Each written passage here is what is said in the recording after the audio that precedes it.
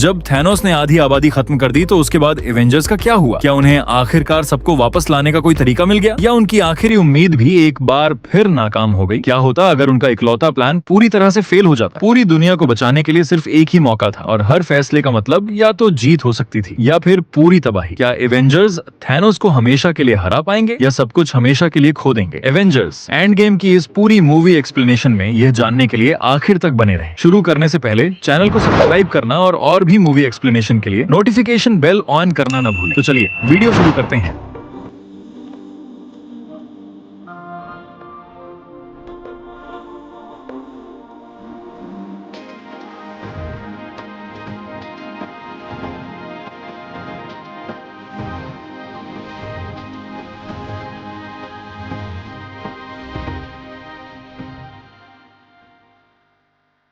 Film की शुरुआत में हॉकाई अपनी बेटी को तीर चलाना सिखा रहा होता है। जैसे ही वह पीछे मुड़ता है, उसका पूरा परिवार अचानक गायब हो जाता है।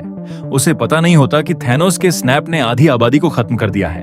वहीं दूसरी ओर टोनी स्टार्क और नेबुला अंतरिक्ष में फंसे हुए हैं। उनके पास न तो फ्यूल है और न ही ज्यादा ऑक्सीजन बची है। बेहोश होने से पहले टोनी अपना आखिरी मैसेज रिकॉर्ड करता है। अचानक शिप के बाहर एक तेज रोशनी दिखाई देती है। टोनी को लगता है कि वह कोई तारा है, लेकिन असल में वह एक सुपर हीरो है। वह कौन है?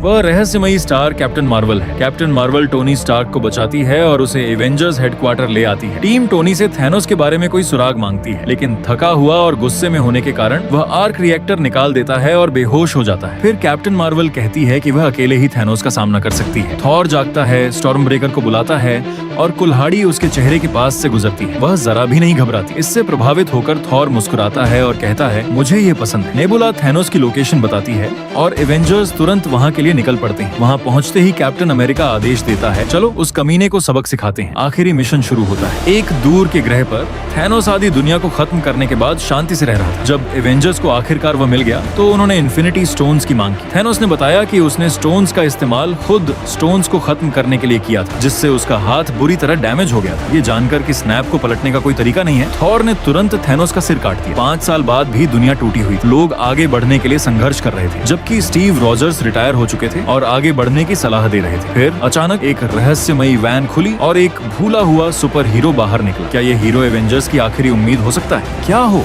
अगर यूनिवर्स को बचाने की सबसे बड़ी उम्मीद एक ऐसे आदमी से मिले जिसे सब मरा हुआ समझते थे? एंटमैन क्वांटम रेल्म से भाग जाता है और थैनोस के स्नैप से बर्बाद हुई दुनिया को देखता है। मेमोरियल पर अपना नाम देखने और कैसी से दोबारा मिलने के बाद उसे एहसास होता है कि क्वांटम रेल्म टाइम ट्रैवल को अनलॉक कर सकता है। एवेंजर्स टोनी स्टार्क से मदद मांगते हैं, लेकिन वह अपने परिवार को खतरे में डालने से मना कर देता है। जब सारी उम्मीद खत्म हो जाती है तो कैप्टन अमेरिका कहता है, हमें एक बड़े दिमाग की जरूरत है। स्कॉट ब्रूस बैनर को देखता है और पूछता है, उससे भी बड़ा एक एक्सपेरिमेंट पूरे मार्वल यूनिवर्स को हमेशा के लिए बदलने वाला था। टोनी ने आखिरकार साबित कर दिया कि टाइम ट्रैवल मुमकिन है। जाने से पहले वो पेपर से पूछता है, एक आखिरी बार। वो मान जाती है। इस बीच कैप्टन ब्रूस बैनर के पास जाते हैं, लेकिन वहाँ उन्हें स्मार्ट हल्क मिलता है। स्मार्ट हल्क एंटमैन के साथ मिलकर क्वांटम रेलम पर टेस्ट करता है, लेकिन कुछ बहुत बुरा हो जाता है। एंटमैन पहले एक टीनेजर बन जाता है, फिर एक बूढ़ा आदमी और फिर एक बच्चा। क्या टाइम ट्रैवल फेल हो गया या असली मिशन तो अभी शुरू हुआ था? ब्रूस बैनर का टाइम ट्रैवल एक्सपेरिमेंट फेल हो गया और कैप्टन अमेरिका ने लगभग उम्मीद छोड़ दी थी। लेकिन फिर टोनी स्टार्क मुस्कुराते हुए आया और बोला, इस बार नहीं। उसने आखिरकार टाइम ट्रैवल का तरीका समझ लिया था। जैसे ही बाकी एवेंजर्स इकट्ठा हुए, एक स्पेसशिप नेबुला, रॉकेट और वॉर मशीन को लेकर उतरा। अब टीम के पास एक आखिरी मौका था, लेकिन उनका नया प्लान क्या है? क्या वे बहुत देर होने से पहले सारे इन्फिनिटी स्टोन्स इकट्ठा कर पाएंगे या वे फिर से सब कुछ खो देंगे? चलिए पता करते हैं।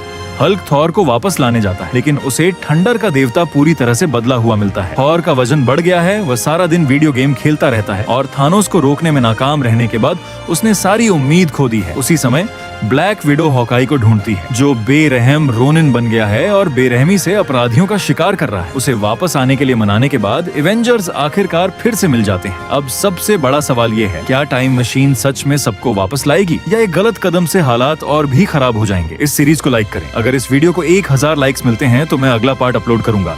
सिनेएक्स ऑफिशियल को सब्सक्राइब करना न भूलें।